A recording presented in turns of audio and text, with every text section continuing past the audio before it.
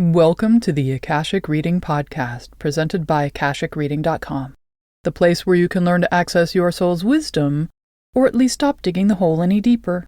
I'm your host, Terry Uktana, and today we'll be discussing how our lives rarely have only one overarching purpose, as we're not a single-use tool like a screwdriver, and instead how we have multiple purposes which overlap, instigate new goals, and blend into the tapestry which is unfolding in each step we take on our path. Everyone wants to know their life, their existence, their experiences have a purpose. Not just any purpose, but something meaningful to people other than themselves. From the Greek hero warriors to the legendary samurai to today's Marvel superheroes, we love it when someone has a destiny and struggles to fulfill it. We don't mind their sacrifice of stable relationships or family if the sacrifice means saving the world, making things right for humanity, making our world safe for the rest of the world. In fact, we like our heroes tragic. It makes them relatable. If they didn't have a flaw or some kind of secret pain or yearning, they wouldn't be heroes, they'd be gods, and we don't get along well with gods for the most part. We also are very interested in heroes who fail, and so we have tragedy. Oedipus and Frankenstein and his monster, Othello and Magneto all have the potential to succeed and fail tragically in all kinds of ways. Although I guess we should hold out for Magneto, as the Marvel writers are still writing his mythology in the comic books and more movies are scheduled, but I'm not holding my breath for Happily Ever After. He's too delicious in his woundedness for them to let him off the hook. The thing about heroes, no matter how dramatic or tragic, how flawed or perfect, is they are all very much one note. By their very nature, they give up everything in their lives which matters other than their purpose, of which they have one and only one, thereby becoming a juggernaut in the service of achieving that purpose. This is part of the tragedy of the Odyssey. Odysseus comes home, having achieved his heroic purpose. He's handed his home, his son, and his wife, not in pristine condition, but who is after a couple of decades, then realizes he doesn't want them, and goes off to find another heroic goal to take on. Heroes who try to have it all fail at everything, which we love too. We enjoy watching the Romeo and Juliet of it, such as Batman's failed attempts at relationship, or Spider-Man's for that matter. Othello's terrible lack of relationship skills is the main gist of his tale. Heroes do the heroic and either fail or succeed at it, suck at everything else, and we feel uplifted by them or go through catharsis with them.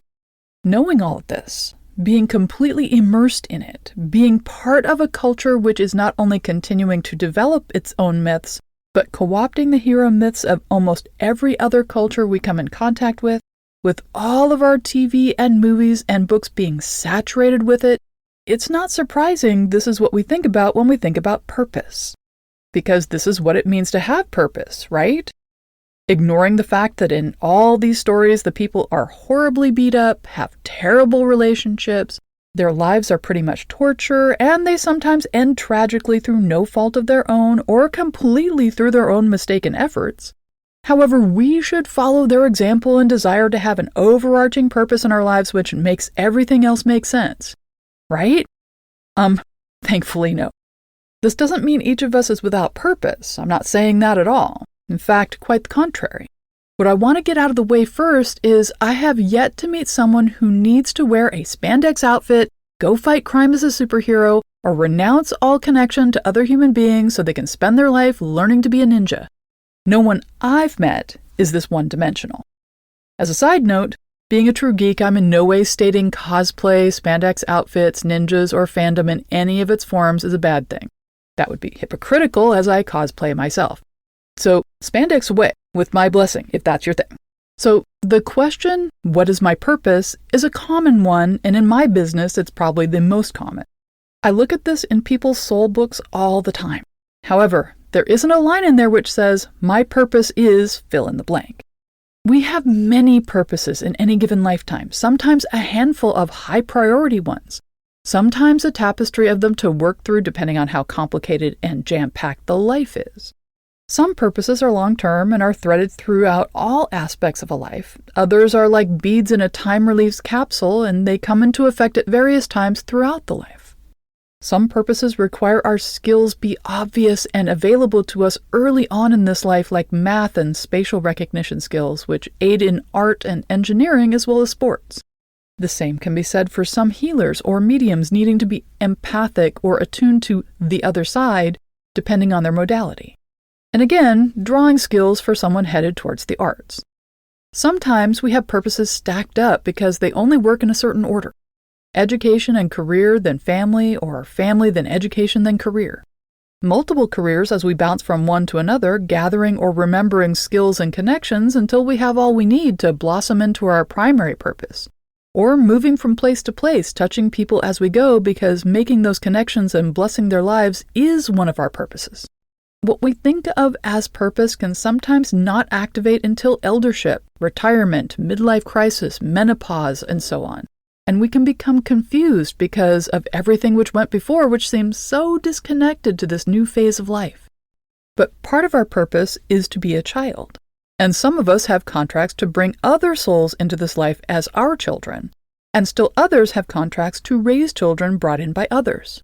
Some have a purpose to provide a certain experience to a group of people by being in a situation for a certain length of time, like a job, a relationship, or a trip. And when this is over, it can feel like there was no purpose to the event if we're looking for our lesson in it and not looking at what it provided to others. We are multidimensional beings. Our purposes for entering into an embodied life aren't single strings, but symphonies of connection and experience. We do a huge amount of pre-planning and prepping, choosing and crafting when we create a new embodied life to enter. We do this not because we're afraid to deviate from it, but because we know we will.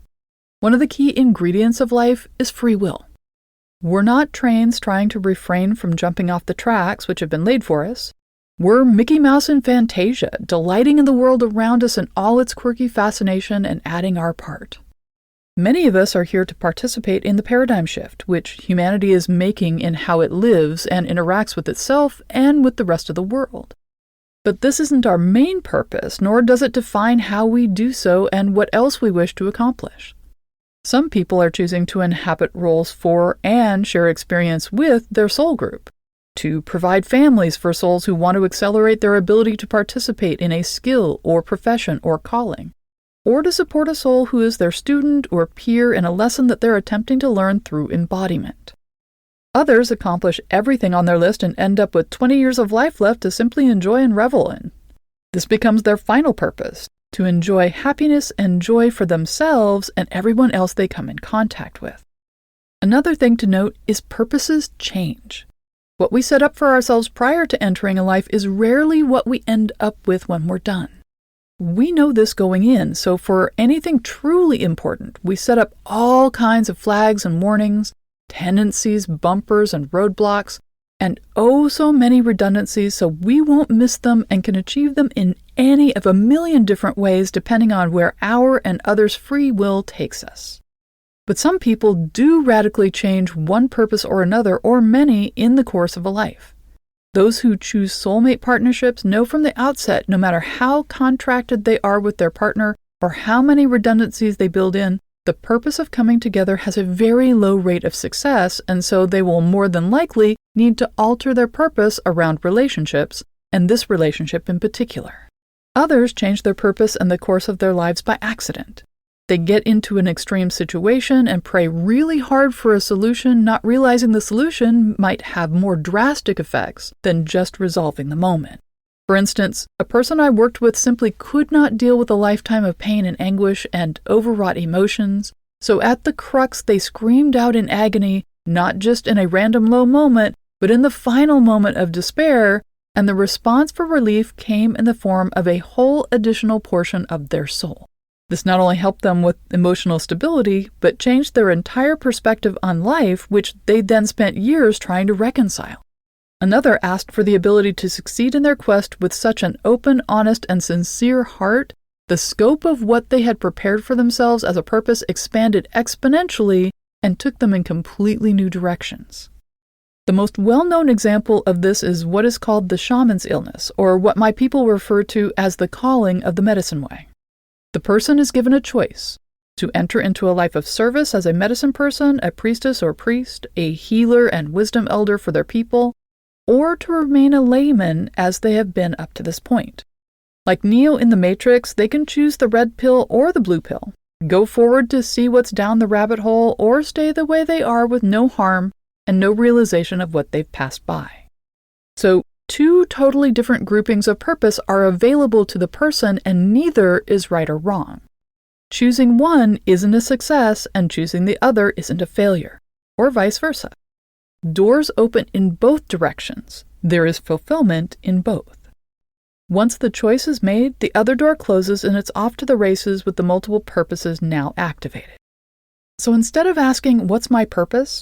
we might want to be more detailed or specific, such as, what purposes did I have for myself when I planned this life? What purposes lie ahead of me? What do I have left to accomplish? What's the purpose of this, that, or the other event in my life, and so on? It's never too late to accomplish what we want to do or be, whether it was our initial purpose, a purpose we've picked up along the way, or one we've created for ourselves by taking the road less traveled. And that's all the time we have this week. If you're interested in knowing more, check out my website, akashicreading.com. Thank you to my patron of honor this week, Ingrid Grace. If you're enjoying this podcast, please consider supporting it by subscribing on Patreon. For just $5 a month, you can join in weekly patron-only classes, see all my other offerings, and get regular updates about what I'm working on at patreon.com/TerryUktana. Thanks. Bye.